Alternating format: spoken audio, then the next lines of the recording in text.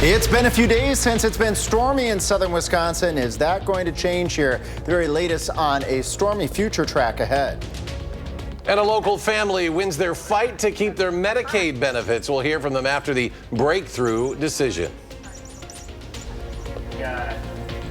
Plus, the Madison Nightmares are taking home a championship trophy. We are live at Warner Park with how they did tonight against the Minot Honeybees. That's all coming up on News 3 Now at 10. Good evening, and thanks for joining us, everyone. I'm Sarah Carlson. And I'm Eric Franke. Some rain is back in the forecast. Alex, when is the best chance for those storms, and will they be severe? Well, all very good questions here. Best chance for storms on Thursday going to be in the afternoon and evening hours. And unfortunately, we could see an isolated severe thunderstorm or two. Not expecting widespread severe weather at this point, but let's get tracking it here with Future Track. 2 o'clock in the afternoon out towards the Mississippi River as we roll towards 4, 5, 6 o'clock. Notice this cluster of thunderstorms, maybe 2 of them here, stretching from the Dells down to Madison, then yet another cluster off towards the west near the Boscoville area near Crawford County. This looks like an updated future track here. And as we move even further into the evening towards 9 o'clock, even leading right up to the 10 o'clock newscast, pretty stormy, stretching from Madison right along I-94 with that cluster of storms. And then as we move a little bit further into the early morning hours of Friday, it looks like the thunderstorm chances will start to diminish. So we do have a stormy forecast in place here as we go on into Thursday. And that's part of 3 things you need to know. Those few storms after a muggy night tonight. We're going to keep those storm chances through the end of the week going on into the upcoming weekend. And with the addition of shower and thunderstorm chances, that smoke cover, we keep talking about that. It's an important story to tell here, that we're seeing improvement here over the east part of the state as that air quality alert will be allowed to expire at 11. But we have more wildfire smoke in the forecast as well, along with the stormy conditions. We're going to track that wildfire smoke plume coming in from a different direction in a few minutes when you join me in a little while. Okay, thank you, Alex. In the news now, a 28-year-old soldier is in custody after allegedly shooting 5 other soldiers at Fort Stewart in Georgia. Authorities have identified him as Sergeant Cornelius Radford. He was an automated logistics sergeant assigned to the 2nd Brigade Combat Team. An Army official tells CBS News Radford was apprehended by the Army Criminal Investigation Division. Sergeant Radford has not previously deployed to combat. Sergeant Radford has been interviewed by the Army Criminal Investigation Division and is currently in pretrial confinement, awaiting a charging decision. The wounded soldiers were treated on site and taken to an Army hospital. Some were also taken to Memorial Health University Medical Center in Savannah, according to a spokesperson for the facility. And a 7-year-old boy is dead after being struck by a vehicle in Beloit.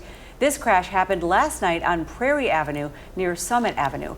The Beloit Police Department says the boy was taken to a local hospital before being airlifted to Madison by UW Medflight, where he later died.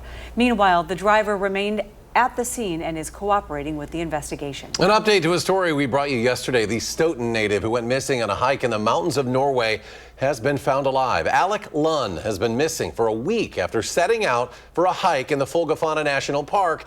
He was found just east of the park by the Norwegian Air Force helicopters.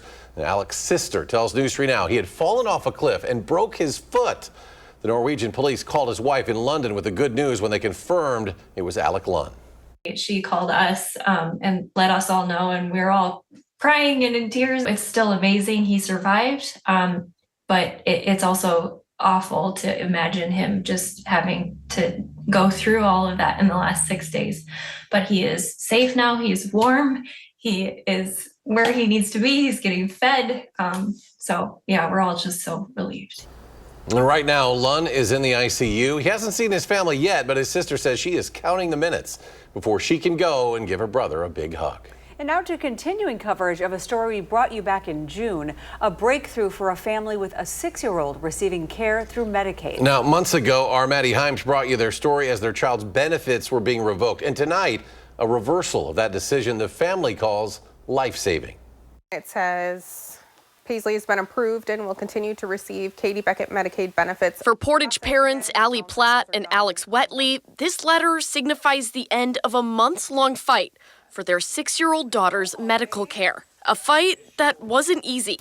Paisley has a list of complex diagnoses. Eosinophilic esophagitis, asthma, eczema, tracheomalacia, cyclic vomiting syndrome. And receives biologic injections as treatment.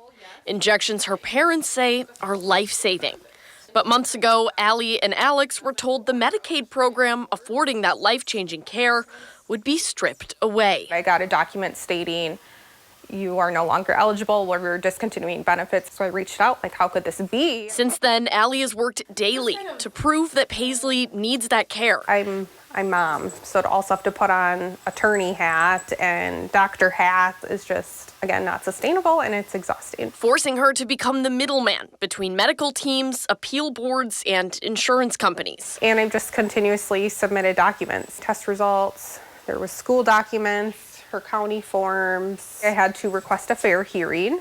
I ended up gathering letters from her specialist, just outlining specifics day to day. And forcing her to focus on Paisley as a patient. I never want to say, like, my kid's disabled. I don't think of her that way. I always want to say, oh, she's doing great. So it's really hard for me to have to focus on proving the bad parts of it because I don't like to focus on that. After months of administrative work, Allie says she still doesn't know why Paisley was ever denied or which piece of evidence restored her eligibility. I don't know specifically what the tipping point was. But either way, is breathing a sigh of relief that Paisley is protected. Last week they called and said, hey, we're actually overturning the decision and we're going to reinstate her benefits. Reporting in Portage, I'm Maddie Heimsch, News 3 Now. Now, we should note Paisley was allowed to remain on her Medicaid benefits through this appeal process, so she did not go without care in the meantime. Next at 10, Exact Sciences is laying off 4% of its overall workforce. That includes 80 positions at its Madison headquarters. Around 200 positions across Wisconsin are impacted here. That announcement follows an earnings call where Exact Sciences reported its core revenue grew 16% last year. The company also says its profitability improved in the last quarter. A Madison-based cannabis company is beginning production of THC-free hemp strains developed by UW-Madison researchers. The company Herbal Aspect has a new line, and they're calling it Badger G. The genetics were they were made by a UW-Madison research team led by Michael Peterson. The new strains are tailored for wellness, agriculture, recreational, and industrial applications and designed to deliver high levels of CBG while fully eliminating THC. We've seen efficacy with inflammation, certain types of neurodegeneration disorders like Huntington's, glaucoma. It's shown antibacterial properties, even activity against MRSA. Herbal Aspect expects to complete its first harvest of Badger G in early fall with CBG forward flower and infused products likely appearing in stores by October.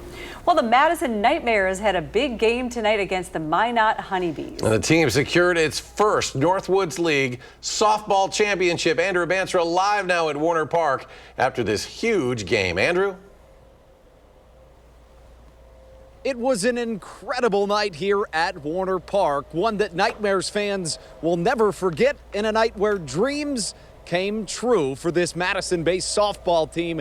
An incredible night that featured a couple of local stars helping the team to their first title in franchise history. Verona native and a Wisconsin Badger, Hillary Blomberg drove in 2 runs in the 3rd inning to give the Nightmares an early lead that they would then give up and need a Cottage Grove native and a Wisconsin Badger as well, and Danielle Lucy, to give them a game-tying home run in the 7th before a walk-off that gave the Madison Nightmares their first title in franchise history. There was 2,000 fans in the stands. They were going absolutely crazy. It was a night that they'll never forget, and I'll certainly never forget either. All of those sights that we saw this evening, whether it be the celebration, the highlights, or the reaction from the players, will all be coming up in sports later on. But for now, at Warner Park, Andrew Banstra, News 3 Sports. All right, Andrew, big win tonight. Thank you. And now to continuing coverage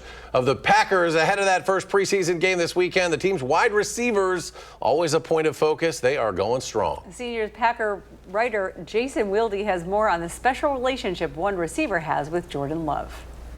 There's no doubt the Packers have plenty of options at wide receiver this season, including Matthew Golden, their first-round pick, who has every bit looked the part during the first 2 weeks of training camp.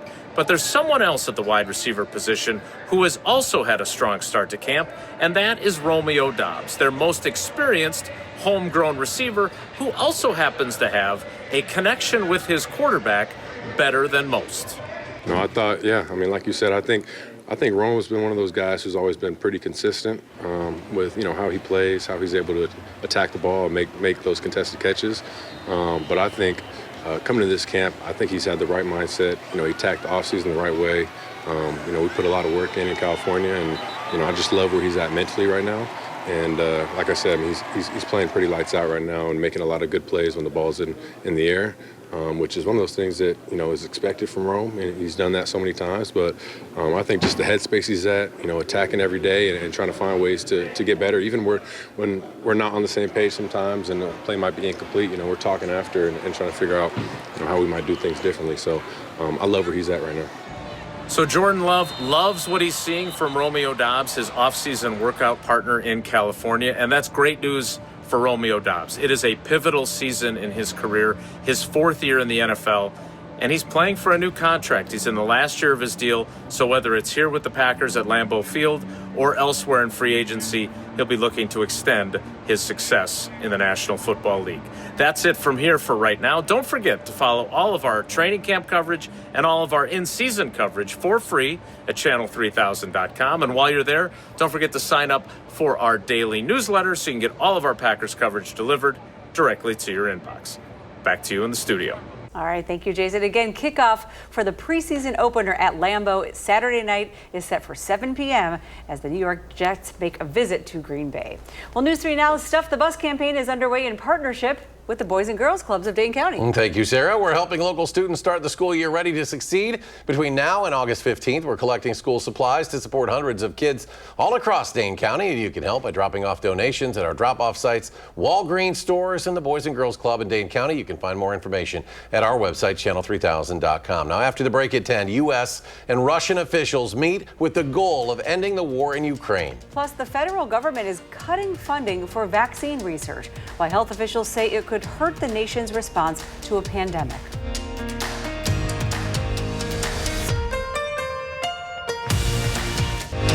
You're watching News 3 Now at 10.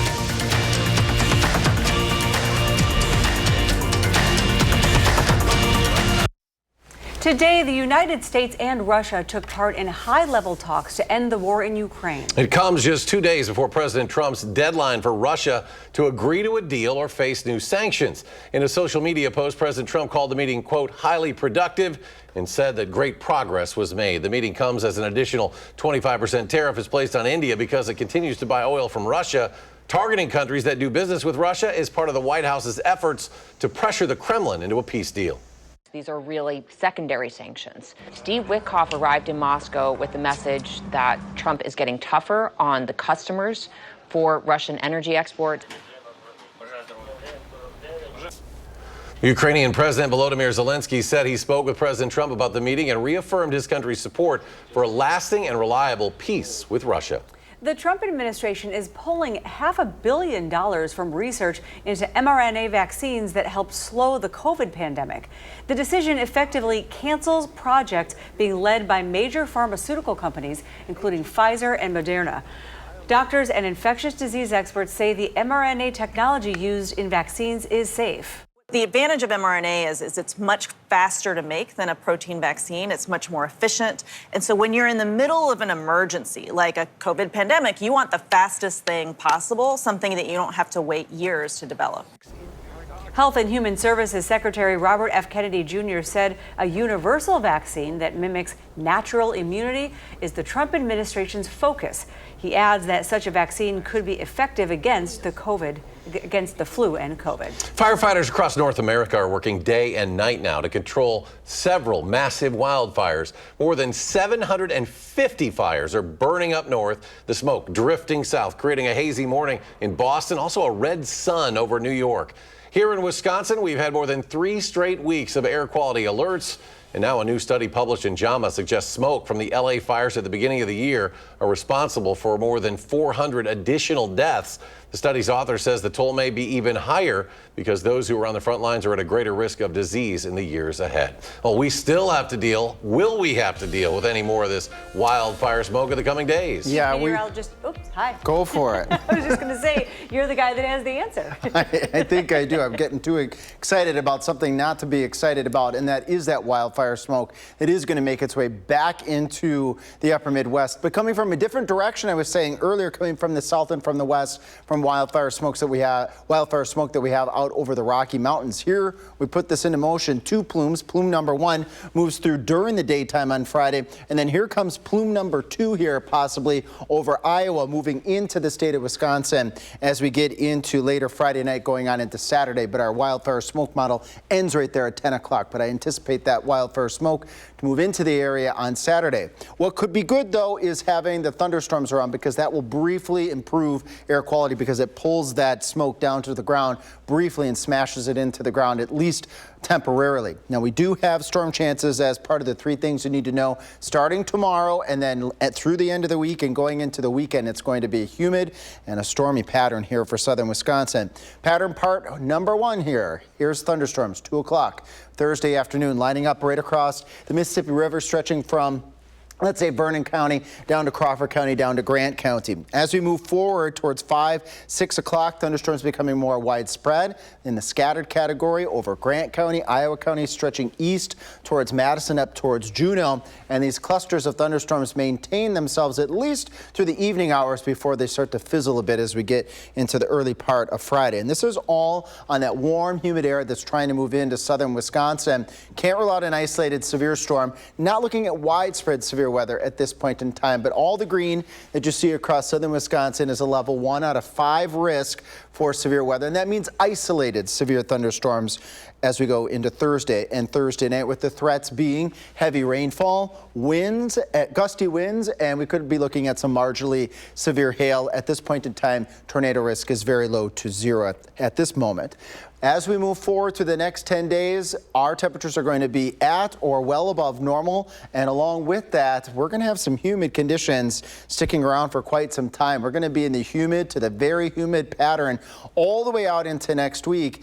And when I show you the 10-day period, you're going to see this is as classic as it can get for the dog days of summer. Temperatures in the mid to upper 60s to the lower 70s at night. Highs in the 80s, if not close to 90 as we go towards Friday.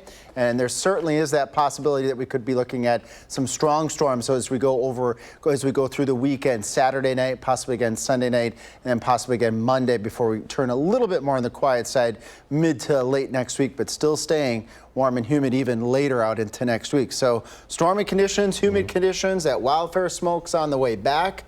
I guess the AC, we were talking about this the other night. Oh. You're going to need the AC the next couple days, if not the next 10 days. Those bills, yeah, you can see those overnight lows are not so great. Not great. All right, thanks, Alex. Well, coming up in sports, as we mentioned earlier, the Madison Nightmares get a softball championship trophy. We're going back live where Andrew is at Warner Park. How the team stacked up against the Minot Honeybees. Stay with us.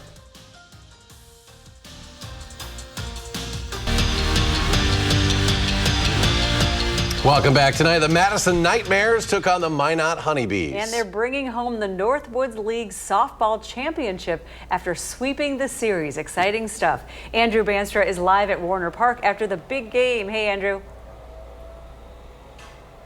The Madison Nightmares were a nightmare for the Northwoods League this year. They went 35-7 in the regular season, and tonight they had a chance to win their first title in Northwoods League franchise history.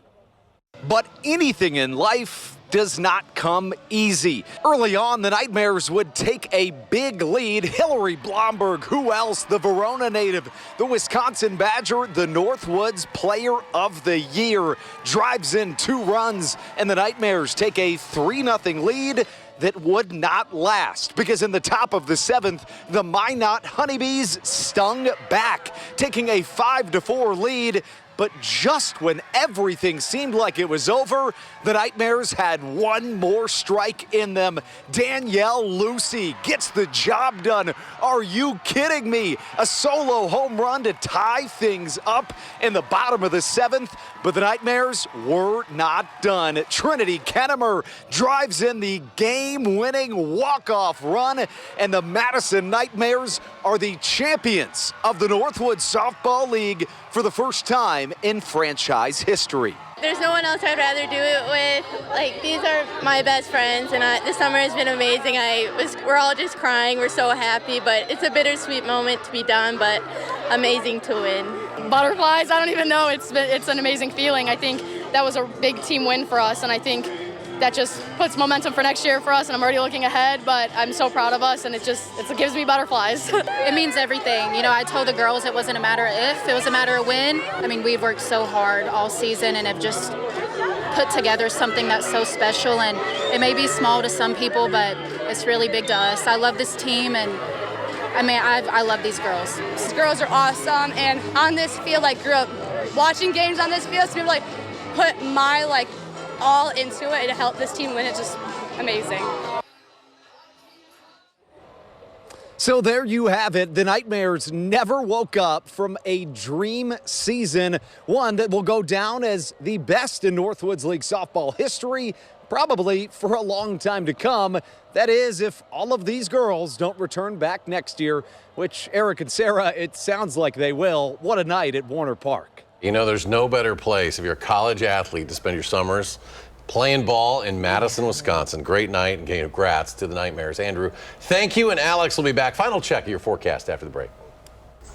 It was all in a day's work for a Florida sheriff's deputy. You know, that you're not really a Florida sheriff's deputy until you do this once or twice, right? Responded to a home with an alligator in the swimming pool. The encounter happened in Old St. Augustine. After being shown where the 3 to 4 foot gator was, the deputy used a pool skimmer to guide it to the deck. He then grabbed it with his bare hands. This is the best part. The best part. The deputy can be heard saying, "I know you're super bad," to the gator. And he then puts it in the back of his patrol cruiser and buckles him in. State law in Florida. Buckle up your gators.